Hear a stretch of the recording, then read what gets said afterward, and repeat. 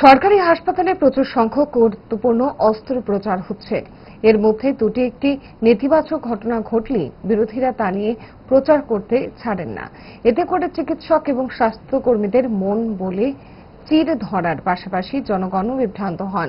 আন্তর্জাতিক নার্সিং দিবসে এমনই মন্তব্য করেন ভারপ্রাপ্ত স্বাস্থ্যমন্ত্রী তথা মুখ্যমন্ত্রী ডক্টর মানিক সাহা।